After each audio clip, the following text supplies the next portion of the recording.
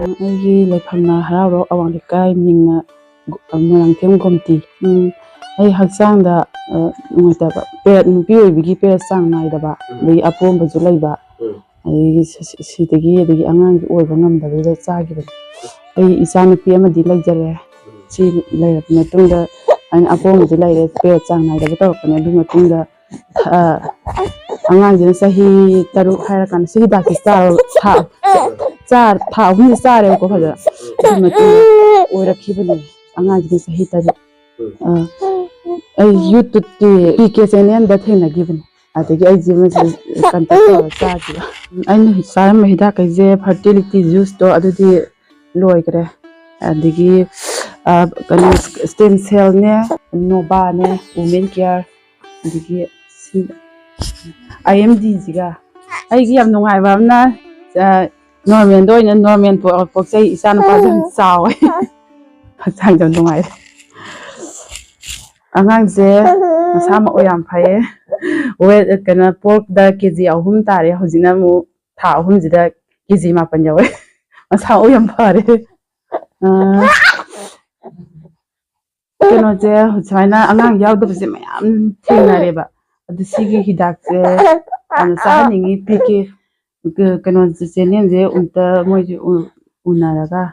ꯁꯤꯒꯤ ꯍꯤꯗꯥꯛꯁꯦ ꯋꯥꯔꯤ ꯋꯥꯇꯥꯏ ꯁꯥꯟꯅꯍꯟꯅꯤꯡꯉꯤ ꯃꯣꯏꯁꯨ ꯐꯪꯍꯟꯅꯤꯡꯉꯤ ꯁꯨꯃꯥꯏꯅ ꯍꯥꯏꯗꯤ ꯃꯣꯏꯁꯨ ꯃꯥꯏ ꯄꯥꯛꯄ ꯑꯣꯏꯍꯟꯅꯤꯡꯉꯦ ꯍꯥꯏꯕ ꯃꯣꯏ ꯄꯥꯝꯖꯕꯗꯣ ꯊꯨꯡꯍꯟꯅꯤꯡꯉꯦꯕ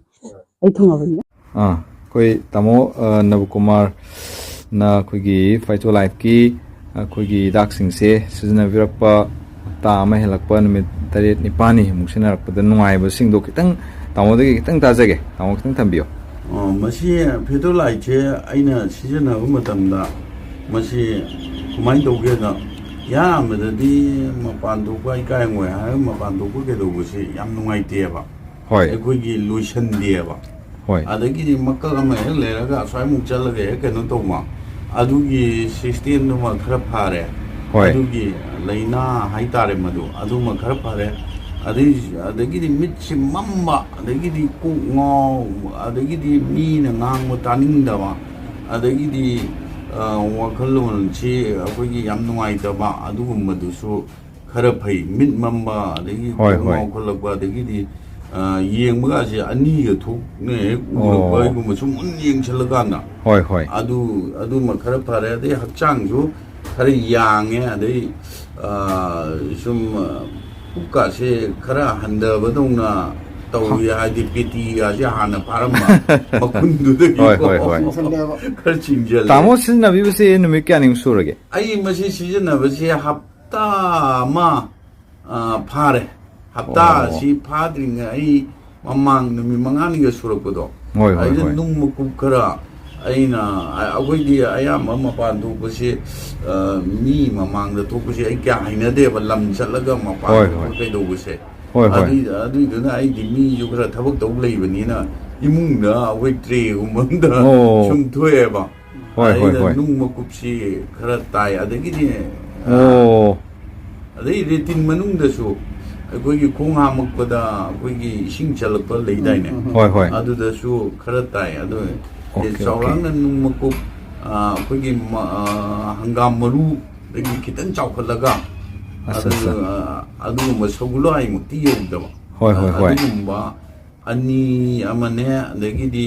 हंगाम मरुदे खरा कुबथबा चगिंगना बा खरा अमने यामना नुम अहुम मरी मंगा हाइदाइ तामोगी कइनोसे हप्ता अममुक पुंफान चारकपसिदा तामुतंग चारकपसिदा हप्ता दी यौरे मतांगदु तारकबदुदी चाबदी हुजे हले अदो आई मखा ताना मसी यामना आइमोंदा साना हाइना खनबताइ मसी तसेंगनमक मसी होय थाजरगदि सिजनबियो थाजद्रगदि तोबियो अदो पैसा हाइबिसे अदो सिजनरगा हक्चांगदु हप्ता अमुक कइमुक येंथोगा फत्रगा अदुम तोबियो फरगदि अदुम चाबियो आइदि मसी खोंग खुद यांगी सजिंग औरम खर फरे अदगिदि मिट माइ मम खर फरे अदगिदि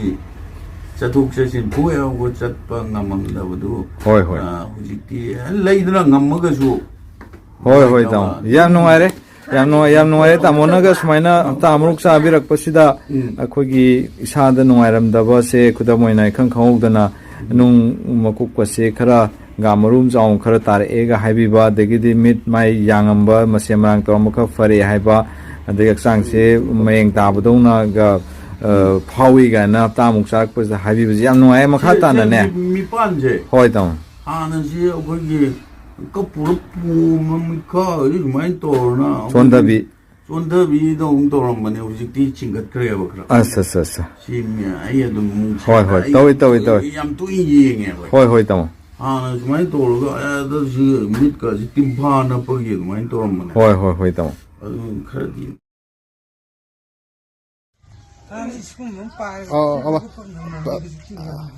ꯌꯥꯔꯦ ꯄꯥꯕꯨꯡꯗ ꯌꯥꯔꯦ ꯄꯥꯕꯨꯡ ꯍꯥꯏꯐꯦꯠ